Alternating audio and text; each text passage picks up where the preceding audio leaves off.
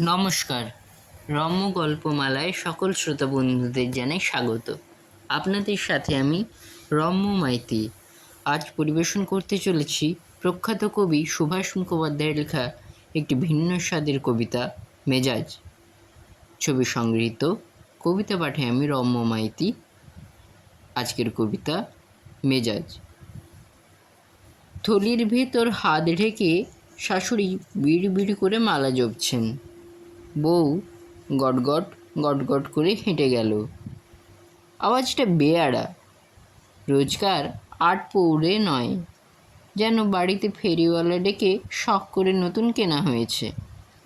সুতরাং মালাটা থেমে গেল এবং চোখ দুটো বিষ হয়ে ঘাটটাকে হেলিয়ে দিয়ে যেদিকে বউ যাচ্ছিল সেই দিকে ঢলে পড়ল। নিচের চোয়ালটা সামনে ঠেলে দাঁতে দাঁত লাগলো। বিলক্ষণ রাগ দেখিয়ে পর মুহূর্তেই শাশুড়ির দাঁত, চোখ, ঘাড়, চোয়াল যে যার জায়গায় ফিরে এলো। তারপর সারা বাড়িটাকে আঁচড়ে আঁচড়ে কলতলায় ঝমর ঝম, খনর খন, ক্যাঁচ ঘ্যাঁস ঘিঁস, ক্যাঁচর ক্যাঁচর শব্দ উঠল।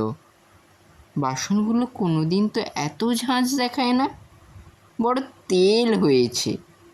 ঘুরতে ঘুরতে মালাটা দাঁড়িয়ে পড়ল। নোড়া দিয়ে মুখ ভেঙে দিতে হয়। মালাটা একবার ঝাঁকুনি খেয়ে আবার চলতে লাগলো।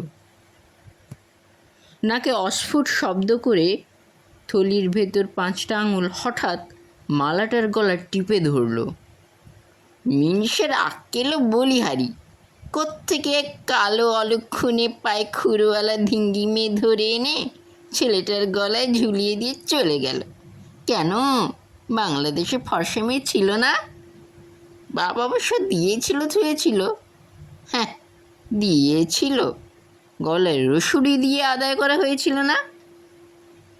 এবার মালাটাকে দয়া করে ছেড়ে দেওয়া হলো। শাশুড়ির মুখ দেখে মনে হচ্ছিল থলির ভেতর হাত ঢুকিয়ে দিয়ে এই সময় কি যেন তিনি লুকোচ্ছিলেন। একটা জিনিস, কমাস আগে বৌমা মরবার জন্যে বিষ খেয়েছিল। ভাসুরপো ডাক্তার না হলে ও বউ এ বংশের গালে ঠিক চুনকালি মাখাতো। কেন, অসুখ করে মরলে কি হয়? ঢঙিয়ার বলছে কাকে? হাতে একরাশ ময়লা কাপড় নিয়ে কালো বউ গট গট গট গট করে সামনে দিয়ে চলে গেল। না, আর বাড়তে দেওয়া ঠিক নয়। বৌমা, বলুন। গলার স্বরটা ঠিক কাছা গলায় দেওয়ার মতো নয়, বড় ন্যাড়া। হঠাৎ এই দেমাগ এলো কোত্থেকে? বাপের বাড়ির কেউ তো ভাইফোঁটার পর আর এদিক মারায়নি। বাড়িটা যেন ঝড়ের অপেক্ষায় থমথম করছে। ছোট ছেলে কলেজে, মেজটি সামনের বাড়ির রোয়াকে বসে রাস্তায় মেয়ে দেখছে। ফর্সা ফর্সা মেয়ে, বৌদির মতো ভূষুণ্ডি গালো নয়। বালতি ঠনঠনিয়ে বউ যেন মা কালীর মতো রণরঙ্গিনী বেশে কোমরে আঁচল জড়িয়ে চোখে চোখ রেখে শাশুড়ির সামনে দাঁড়ালো। শাশুড়ির কেমন যেন হঠাৎ গা ছমছম করতে লাগলো।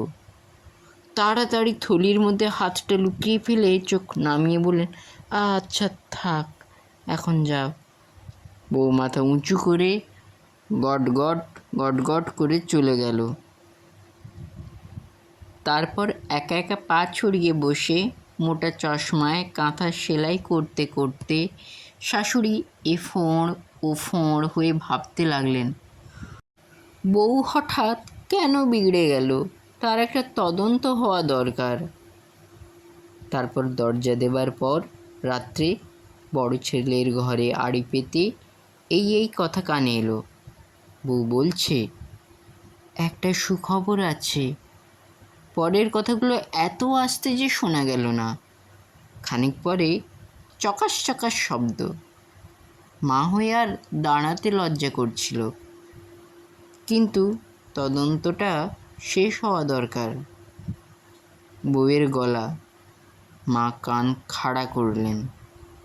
বলছে, দেখো ঠিক আমার মতো কালো হবে। এরপর একটা ঠাস করে শব্দ হওয়া উচিত। ও মা, বৌমা বেশ ডগমগ হয়ে বলছে, কি নাম দেব জানো? আফ্রিকা। কালো মানুষেরা কি কাণ্ডই না করছে সেখানে। কেমন লাগলো আজকের এই কবিতা? কমেন্ট বক্সে অবশ্যই লিখে জানান। কবিতাটি ভালো লাগলে লাইক এবং শেয়ার করতে ভুলবেন না। পরবর্তীকালে নিত্য নতুন নানা ধরনের কবিতা শুনতে এখনই আমার চ্যানেলটি সাবস্ক্রাইব করে আমার পাশে থাকুন। ধন্যবাদ।